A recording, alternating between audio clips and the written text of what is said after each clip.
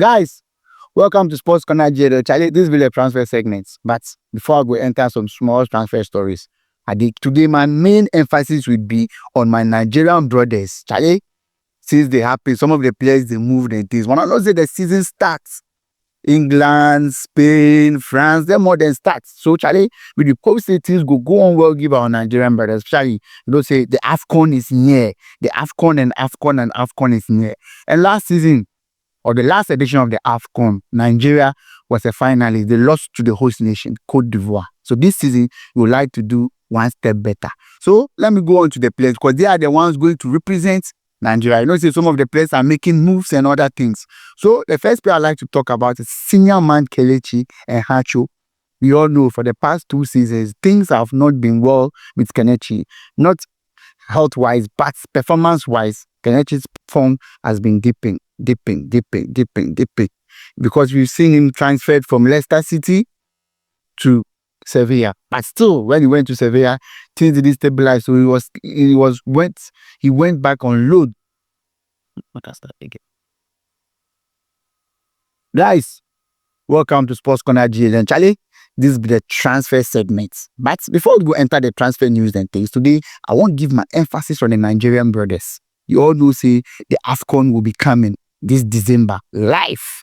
And Nigeria, they qualify for the AFCON, even though things have not been going on well for them. But the last edition, they were the finalists. They just lost to the host nation. So this edition, they'll try to win it because that's the only time they'll know they have made progress. Because if the last time you were the finalist, then the next target is to win it.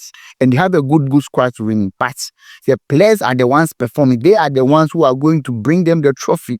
So let's hope that their players will make moves and other things that will give them the playing time and the form they need before they go into the AFCON. Because we all know next month, World Cup qualifiers will be ready and presenting themselves for Nigeria. Even though things are not going on well for Nigeria when it comes to the World Cup qualifiers, but mathematically they are not out here, so you can't write them off. Anything can happen in football.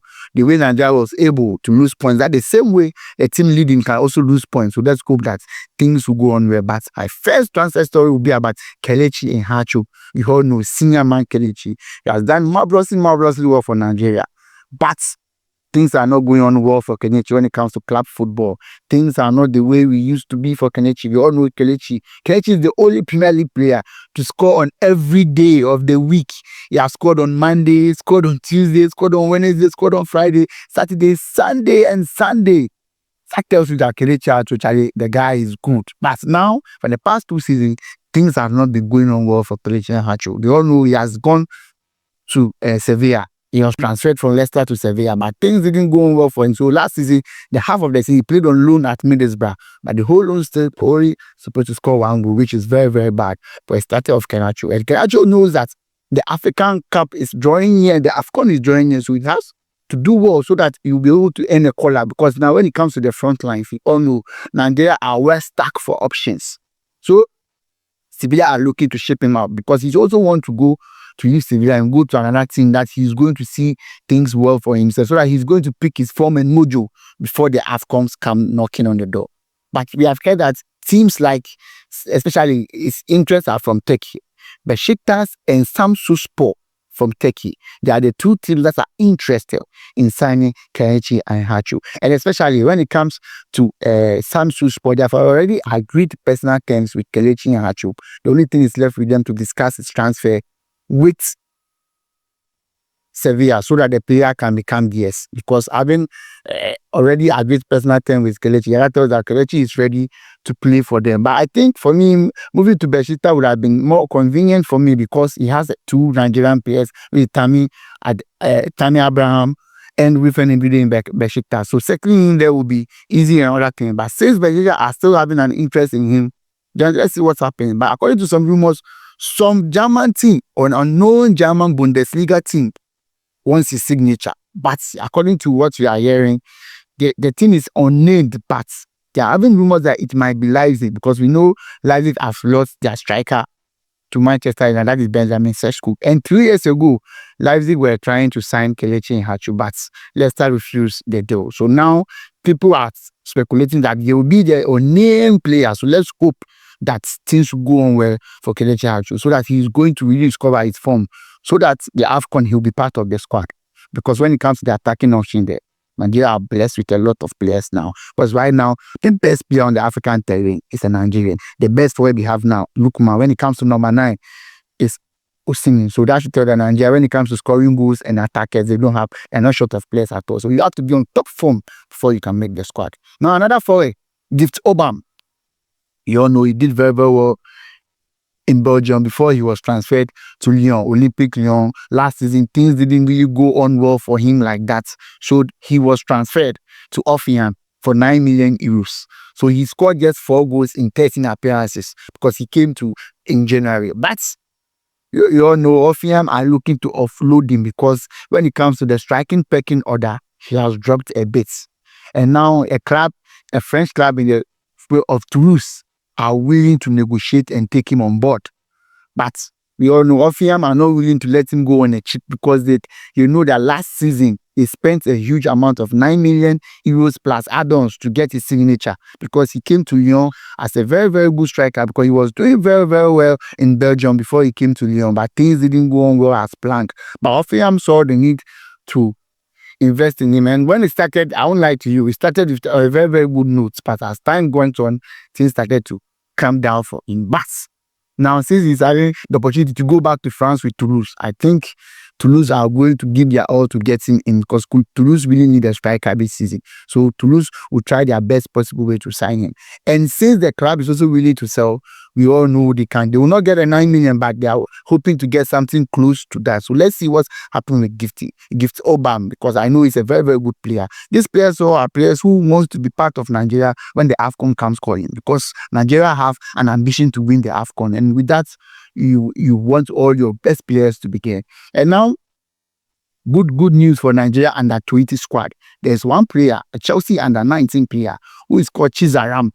Very, very good. Very, very good boy. Very, very good boy. Even over the weekend, he scored a spectacular goal. He has honored the invitation of the Nigeria, that is the Nigeria Football Federation, to come and play for the Nigeria under 20 in the upcoming under 20 World Cup. That is good news, because this is what we want. When these players are agree to come and play at this early age, we all know that when they grow and they become best players or become better players, it will not be difficult for them to play for their country, because Nigerians will not want to lose prospects around Europe again, because they've lost already. A lot of players have switched nationality and play for other countries which are eligible to play for. Even Bukayo Saka is one. So Nigeria will not want to lose prospects. And Chizaram Sam is a player who plays for the Chelsea under 19, exceptional player. Even over the weekend, he scored a marvelous goal over the weekend. So that should tell you that actually the guy is doing very, very well. So with him agreeing to play for Nigeria under 20 in the World Cup, that is a good platform for him to perform and to see. Let's see what is. Yeah, because we all know now Chelsea are giving the young guys the more performance stuff. So he can do something miraculous and they will shift in and give him a chance to play with the senior team in Chelsea. You can't write him off because anything is possible. And now there is a Nigerian defender who plays for Rangers, Emmanuel Oluwasegun. Sorry if I get the pronunciation wrong. You know, sometimes the Nigerian names, especially the Yoruba names, are hectic to mention. But actually, I'm trying. So how you go do? So that player too, he did very, very over the weekend. You know, Rangers played their cup match and he scored a wonderful goal for them. As a defender, they won 4 goals to 2, and he's eligible to also play for Nigeria, even though he can't play for England and Nigeria. He was born in Nigeria, but he grew up in England. I should tell you that his parents and relatives migrated to another country for a better life and all that. And for now, he's reaping the benefit. Let's hope that Nigeria see him early and call him so that he can come and play for them, because these are the players that we want to come and play for our countries, because we will not want to lose our prospects to other players and other countries outside, which for we have lost a lot, and we don't want to keep on losing them. We also want to give them a sound mind, a terrain to come here and perform, because I remember last video I watched of Mikel Obi saying that we don't want the players to take us as second option. So when we approach you, when you are young, you come and play. If you know you are not playing for us and you want to play for any country, then you have to stand by it. If you don't get a call up, we won't wait for you to be 28, 29 before you are ready to come and play for us. We will not accept that at all. And lastly, a Ghanaian player I like to talk about is our reigning African footballer. We all know things are not going on well between him and Atlanta. He wants to leave. But Atlanta are making things a bit difficult for him because they want to sell him outside. But he's also said that he wants to play for Inter Milan. You understand? And so now he's training in Portugal, training in another. So let's just hope that things will go on well for him so that he's going to leave every such issue, because Nigeria wants him at a very top form, because early next month, Nigeria will be playing a World Cup qualifier, which is a do and die affair. They can't drop points, whether you like it or not. They can't drop points. So with a player like this, which we all know he has not played any match for some months now since the season ended, no preseason, next is just training on his own to keep fit and other things. So let's hope that his future is resolved in time so he can get some game minutes before the World Cup qualifiers comes on board. So now let me enter some of the European stories. According to news from Marca, Arsenal rejected a swap deal for Real Madrid. Ask me why. Why would Real Madrid propose a swap deal to Arsenal? And the swap deal was involving players of Rodrigo and Saliba, but Arsenal rejected the offer. It's not a hidden secret that Real Madrid are interested in Saliba. You understand? They are one of the things that are pushing the players to prevent him from signing a new contract, because Saliba's contract will be ending in 2 years, and that is 2027. So 2027, that's 2 years. But Real Madrid think they can't wait anymore, because they also know that Arsenal are interested in signing Rodrigo. So the best thing is they view both players to have the same market value. So they think a swap deal will be nice. But Arteta rejected it, because we all know that Saliba is a pivot, a pillar for Arteta when it comes to defense. So Arteta is not ready. You prefer to lose Saliba in 2 years' time than lose him now. And according to sources, we are hearing that Saliba, his mind is changing and other things, because he realized that Arsenal are doing a lot of good signings and other things. So his mind is changing and he wants to sign a new contract. So Madrid are trying to pounce now, because they know that by 2 years' time, they don't know what will happen between that two. Because there's no way Arsenal will sit down and negotiate a deal with Madrid when it comes to Saliba, because they see Madrid as a pivotal player in their squad. So they will not sit down and let Madrid come and push their player away. So now the ball is Madrid got to either talk to Arsenal, and I'm not sure that will work at all, because they didn't even look at the offer. They just put it away. So let's see what is going to happen, because we transfer you can never say never, because things are bound to happen when it comes to the transfer window. And we all know in the weekend, Manchester and Arsenal, things didn't go well for Manchester at all. Even though they played very, very well, they lost the game. But today, the lead has come to say that they are very angry with themselves, because one, they practice a lot when it comes to corners, because we all know Arsenal are very dangerous. For the past 3 seasons, they've scored 51 goals from dead ball situations. So Arsenal are very dangerous when it comes to corners. So they practice the whole week before the game. They practice a lot for preventing that thing, and they end up conceding a corner, which people are complaining that it's a foul on the goalkeeper. Fine, that ball for me, I see it as a foul. But sometimes when you want to win the league, some of these things go to your favor. Arsenal didn't play well at all. If it was another day, Arsenal would have lost the game. But the end of winning, that should tell you that they're having the mental fortitude. And we all know Manchester are building up. See, Arsenal's project is almost in the 5th or 6th year gear. That's 6th gear. But Manchester, this is his first full season. So we should give him some slack.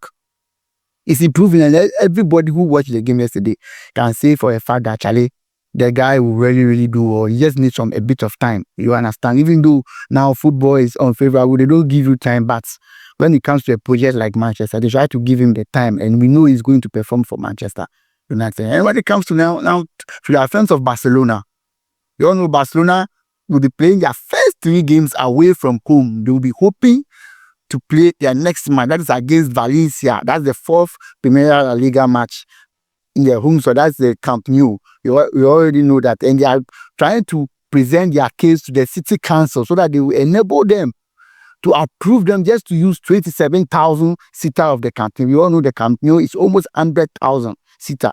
But now things are not fully finished yet. But they are trying to tell the city council that they can guarantee safety and other things. So they just need just 27,000 capacity so that they can use it. So they've sent their plea and other things to the city council. So let us hope that the city council is going to grant them their wish.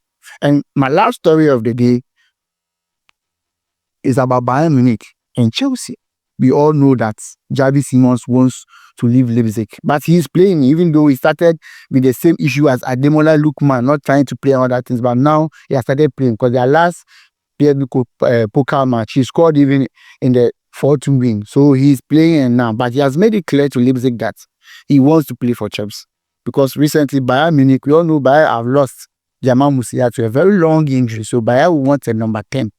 So he has told Leipzig that he wants to move to Chelsea or no other team.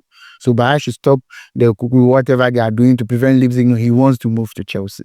And so Leipzig is also telling Chelsea that Charlie, he will not take anything less than 17 million euros. Fine, even though the player wants to move to Chelsea, he will not take anything less than that. So if Chelsea is ready, they should come and pay the money and let him play, because the player is also ready to play for Chelsea. But now the boys in Chelsea squad to come and sign the contract. He has agreed personal terms with Chelsea about 2 weeks ago. So now everything is left with Chelsea to talk with Leipzig and settle everything and make everything amicable, because the player is ready to play for Chelsea. So now Chelsea, that tactics that they are trying to use when it comes to the issue with Iheanacho, he will not work with Leipzig, because Leipzig are letting the player play.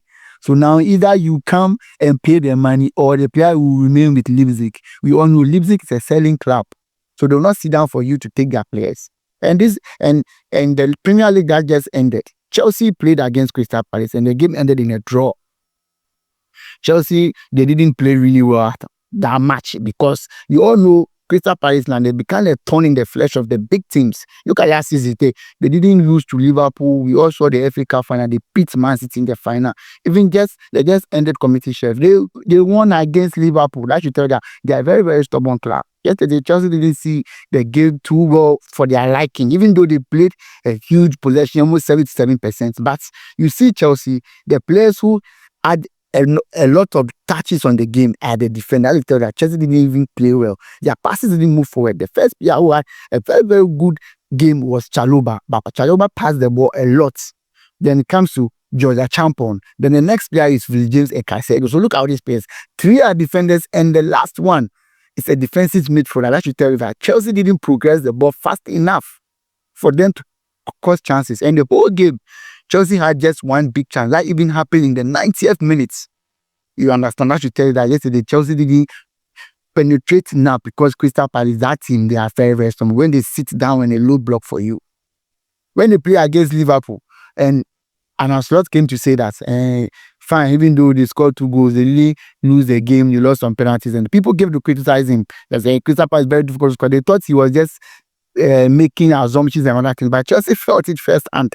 They felt it, they realized that, Charlie, this team, they are very, very tough to play against. So, Charlie, this is where I'll bring the curtain down on today's story.